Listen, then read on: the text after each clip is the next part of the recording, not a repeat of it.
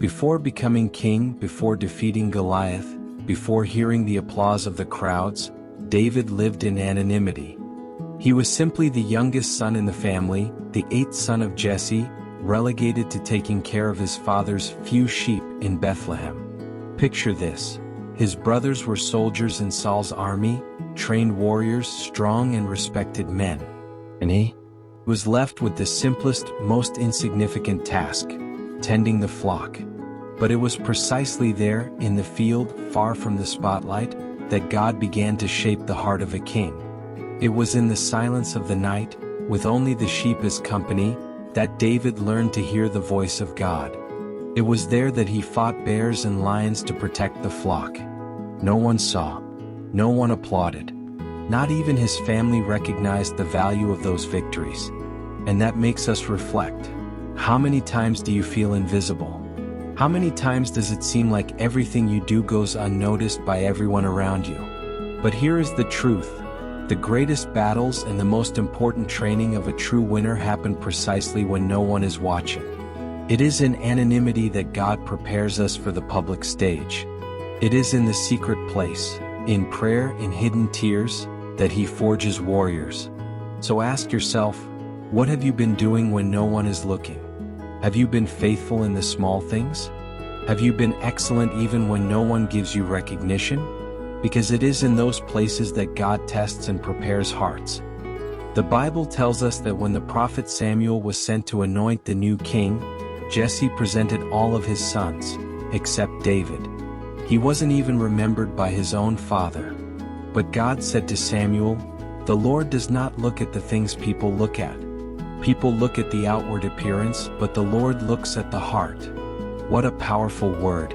How many times do people judge us by appearance, by social status, by profession, by degree, by physical strength, or by eloquence? But God sees beyond.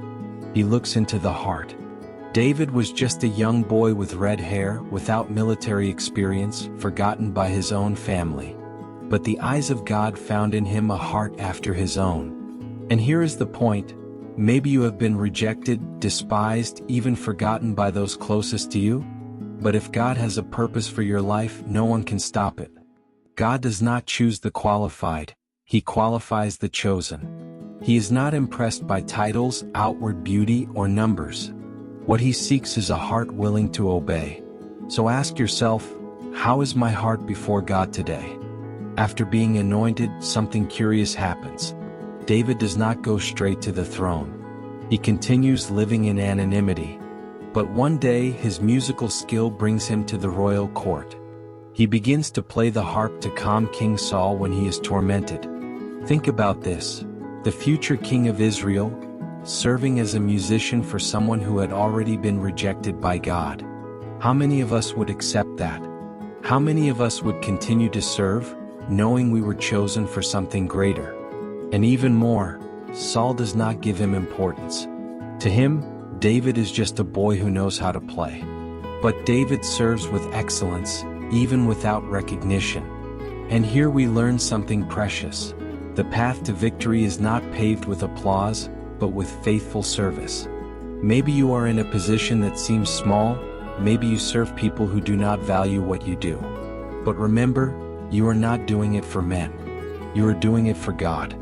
Every note David played was like a prayer, an offering. And that is what transforms the ordinary into the extraordinary.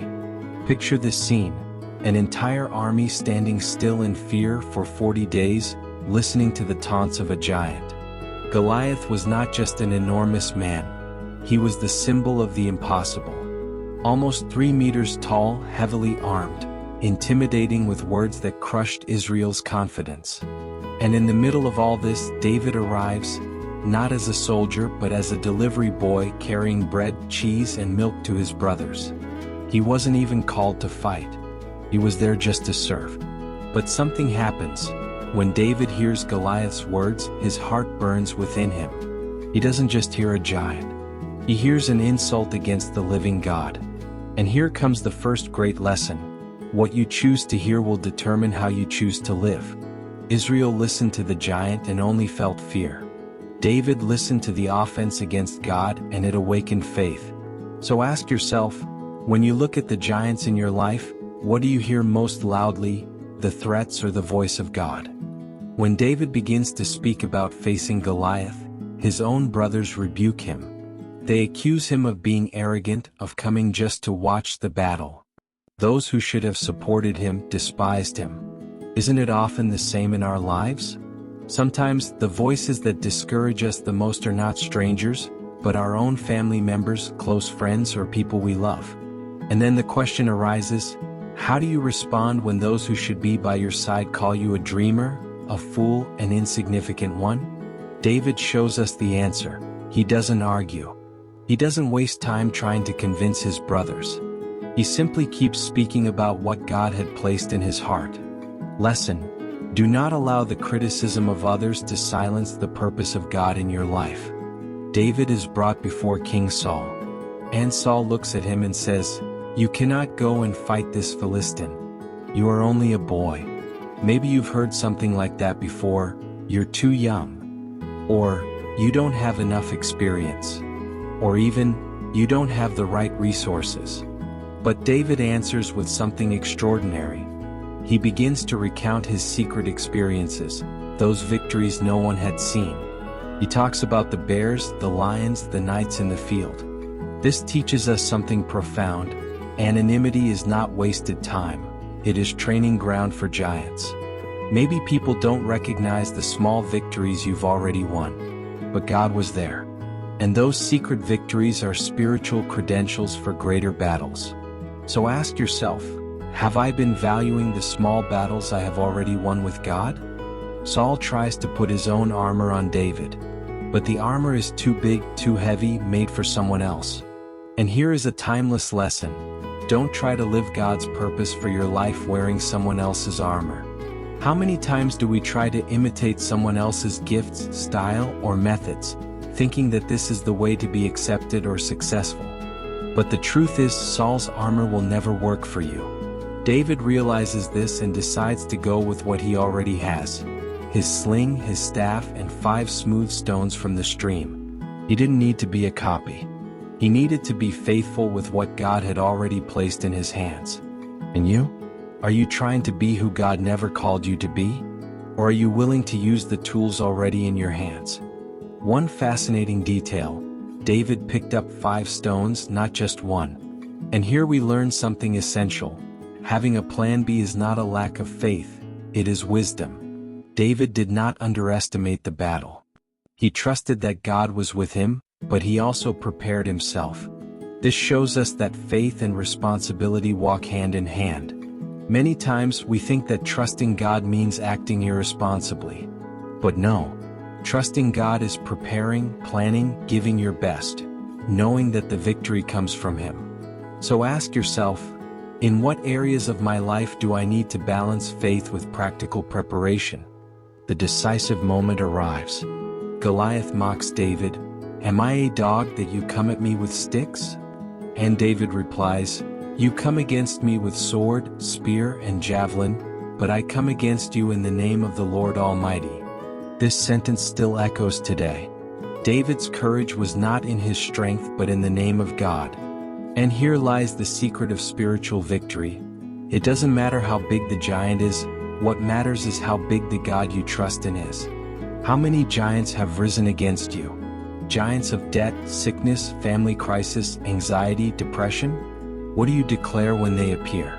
David declared faith. He proclaimed victory even before launching the stone.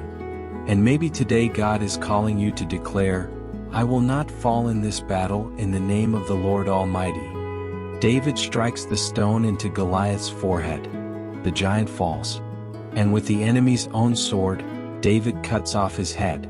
The impossible happened right before everyone's eyes. The anonymous shepherd boy is now celebrated as a hero. The women sing, "Saul has slain his thousands and David his tens of thousands." But here comes a warning. Victory is not the end of the journey, it is only the beginning. Because after victory come new challenges. Envy, persecution, temptations. How many times do we celebrate small achievements and think we've already arrived at the destination? But the Christian life is not about a single isolated victory. It is about persevering until the end. So ask yourself, what have I done after my victories? Have I remained humble? Have I continued depending on God? After the victory over Goliath, David gains fame in Israel. The people applaud him, the women sing, Saul has slain his thousands and David his tens of thousands. What should have been a reason for national joy becomes a source of jealousy for King Saul. And here is a hard reality: not everyone will rejoice in your victories.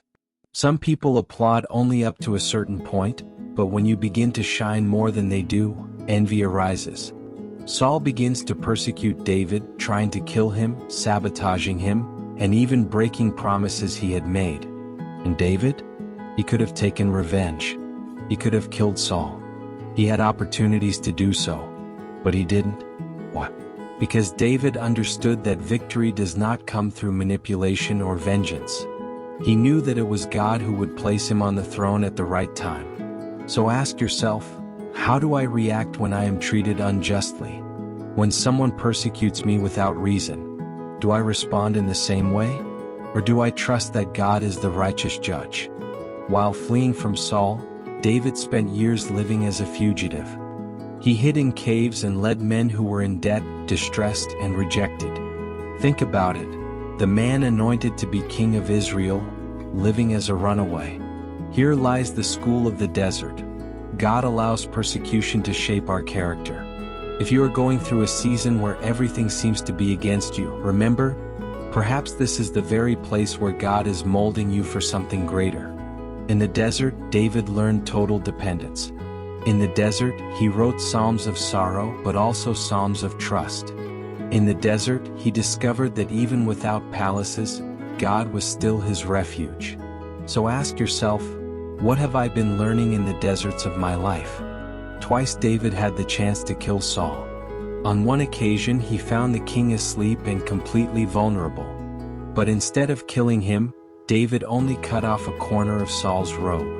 And he declared, I will not raise my hand against the Lord's anointed. Here we learn something that goes against human logic. A true victor does not exalt himself through revenge, but through the ability to wait for God's timing. How many times do we feel tempted to pull someone down, to accelerate processes with our own strength?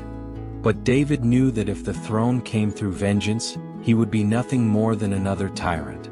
So he waited. He trusted. So ask yourself, have I been waiting for God's process, or have I been trying to force my own path? Finally, after years of waiting, David becomes king of Israel. From anonymous shepherd to ruler of the nation. From a boy forgotten by his father to a leader chosen by God. It seems like the happy ending, but it isn't. Because life with God is not just about reaching the top. It's about remaining faithful once you're already there. And this is where many fall. Because it is easier to depend on God in the desert than in the palace. It is easier to seek God in pain than in abundance. So ask yourself, have I been seeking God with the same intensity in times of victory? Then comes one of the darkest episodes in David's life. While his army was at war, he stayed in Jerusalem. From the rooftop he saw a woman bathing, Bathsheba. Desire, adultery, lies, and finally murder. David, the man after God's own heart, fell into sin. He tried to cover it up. He called Uriah, Bathsheba's husband, and tried to make him sleep with her. Uriah, faithful, refused. So David devised his death. Uriah carried in his own hands the letter that sealed his destiny. This teaches us something frightening. No one is immune to falling. It doesn't matter how many victories we've had, how anointed we are, or how high we've climbed. If we let down our guard, we can fall. So ask yourself, where are my vulnerabilities? In what areas do I need to be more watchful? God sends the prophet Nathan to confront David. Nathan tells a parable about a rich man who took the only lamb of a poor man. David, outraged, declares that this man deserves to die. Then Nathan says, "You are that man." Impactful, direct, without hesitation. The consequences follow. The child born from the adultery falls gravely ill. David fasts, prays, and weeps for 7 days. But the child dies. And Nathan also announces that the sword would never depart from David's house. Here we learn that God's forgiveness does not erase the consequences of sin. Yes, He forgives us when we repent, but we may still suffer the pain of our choices. So ask yourself, have I been taking seriously the consequences of my choices? After being confronted, David no longer tries to justify himself. He falls into deep repentance. And from this moment is born Psalm 51. Create in me a pure heart, O God, and renew a steadfast spirit within me. This psalm still echoes today as one of the most sincere prayers in the Bible. And it shows us that the difference between Saul and David was not the absence of sin, but their response to sin. Saul always blamed others. David confessed, I have sinned against the Lord. And here is the point. A true victor is not one who never falls, but one who rises in repentance. So ask yourself, when I fail, do I try to justify myself, or do I run into the arms of God's grace? After the death of his child, everyone expected David to collapse. But surprisingly, he got up, washed, changed his clothes, went into the house of the Lord and worshipped. This shocked his servants. But David knew, grief could not become a prison. He had to rise and continue. And here we learn something profound. Worshipping God in the midst of pain is the greatest proof of faith. Can you raise your hands in worship when everything falls apart?